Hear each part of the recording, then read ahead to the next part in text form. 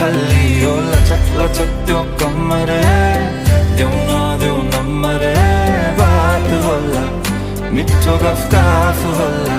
हल्ली हो लचक लचक त्यो कमरे देऊ नम्बरे बात होला